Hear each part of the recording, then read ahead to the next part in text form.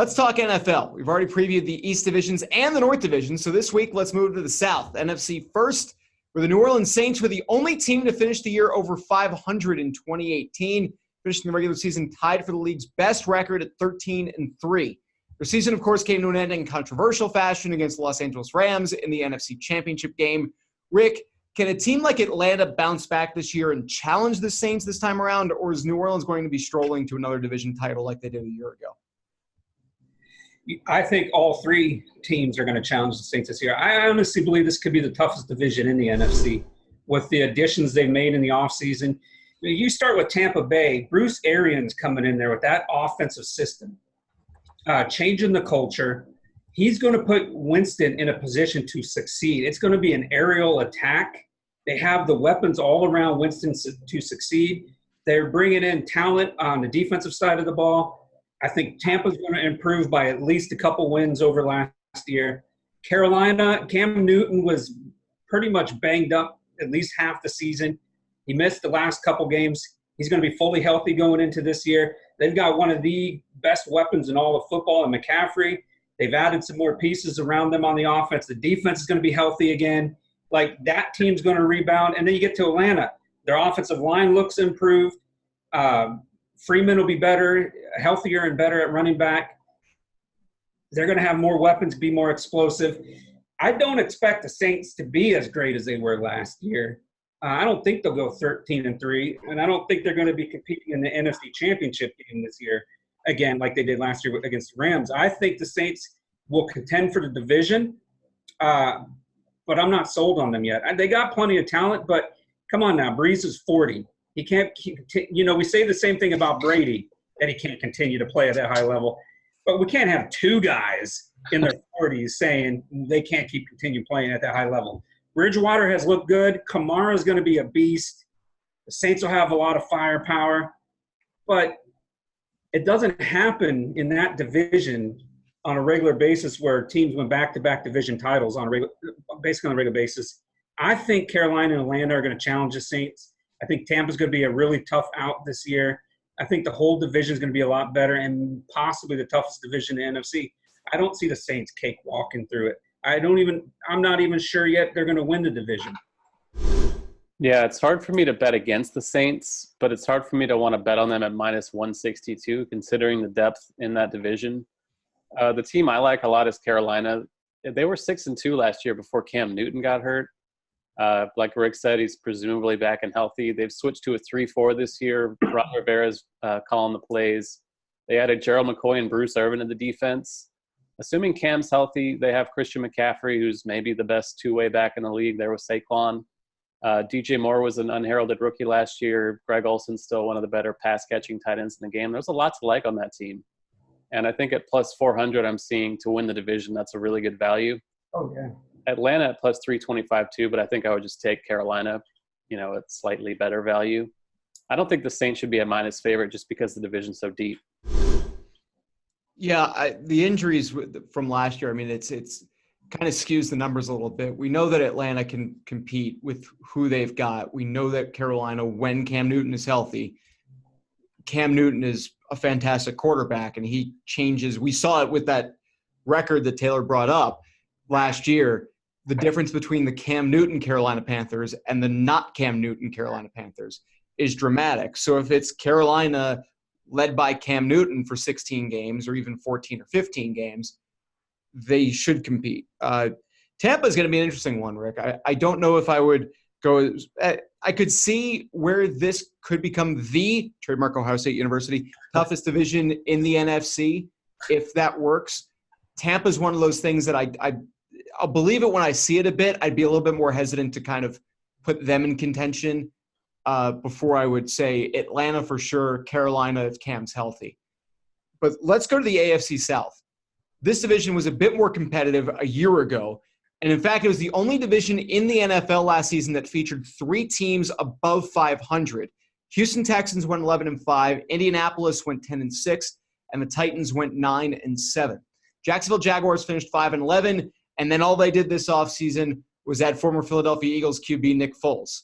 Taylor, how tightly contested will this division be in 2019? Is the South just the toughest geographic adjective for a division in 2019.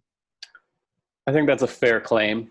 But it's different than the NFC because I think the NFC South has 3 Super Bowl contending teams. The AFC South maybe has 1. But that one, the Colts, has big question marks already because Andrew Luck's already hurt again. So, they're the easy pick to win the division if he's healthy. He was great last year. They looked great in the second half once he found his footing. But it's hard to go all in considering he's already dealing with a calf/high ankle injury. And they're once again being kind of sketchy about it, which they were with his shoulder for a couple of years. So I would pick them if there were no question marks with him, but there are. The Texans have plenty of talent, but they live to disappoint me. So I can't possibly go all in on them either. Tennessee with Mariota, we're waiting for him to stay healthy. I can't believe they were over 500 last year because that's a team that I don't remember anything about. But I don't really see them. Huh? Oh, yeah, they did. Uniforms, yeah. Derrick Henry had a 99-yard touchdown run, I think. So there's your one memory. Jacksonville is interesting because they were kind of the trendy pick last year, and they fell on their face, but they upgraded quarterback without question. I don't think Nick Foles is the greatest thing in the world, but he's certainly an upgrade over my boy Blake Bortles. So I do think Jacksonville is a little interesting as an underdog, but I would stick with either Houston or Indianapolis. My heart says Houston, my head says Indy, if Luck's healthy. Just like with the NFC South, I'm going to proclaim this is going to be the toughest division in the AFC conference. When you stack them up compared to the other divisions, there are 4 playoff contending teams now that Jacksonville has a reliable quarterback.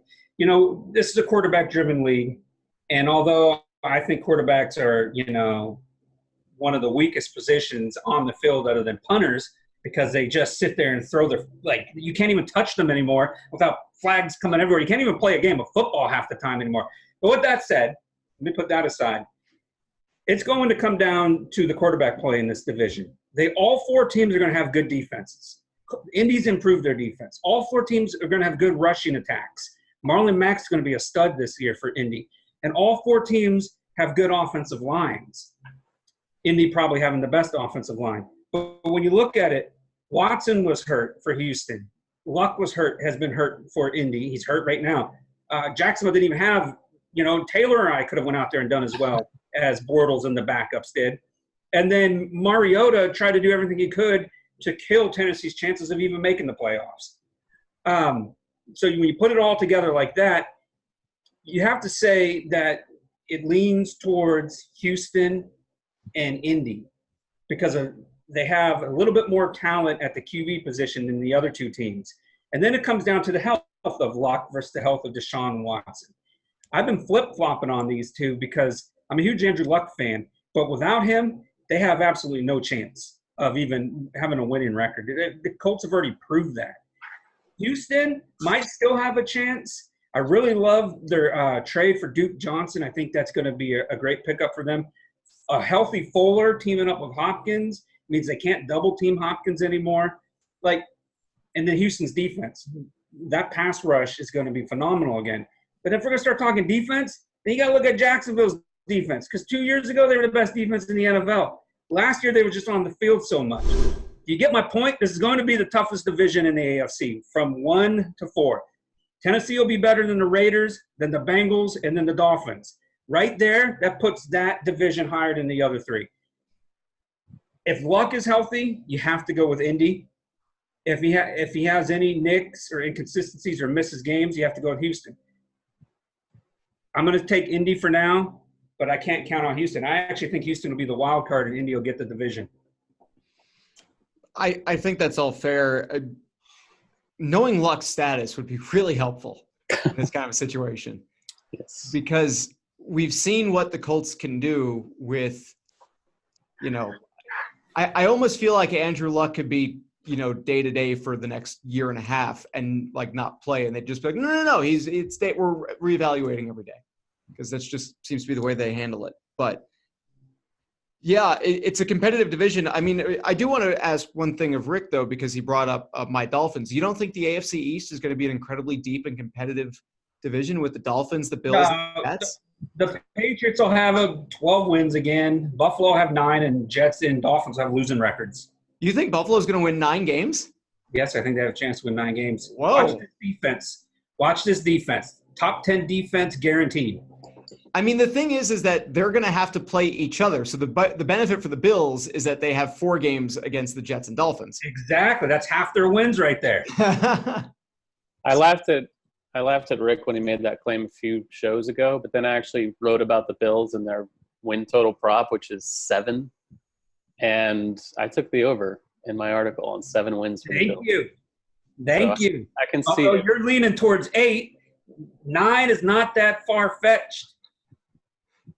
8, 7, and 1. How many ties did we see in the NFL last year? Yeah. Over 500, but in a way that makes them basically 8 and 8. Okay. See, it might be good enough for a wild card. I think so. It's possible. See, you're getting South Division previews here and a little bit more back into the AFC. So we aim to please, and we give you more than what you're looking for, more than what you're even expecting from us here on the Odds On Favorites podcast. I hope you enjoyed that segment from the Odds On Favorites podcast. If you did, there's plenty more where that came from. Click on the link on your screen now to be taken to the complete podcast from this week, or check out the channel to find the other individual segments. And make sure to like, share, and subscribe to the Odds On Favorites YouTube channel for plenty more sports and sports betting picks, tips, and how-to guides.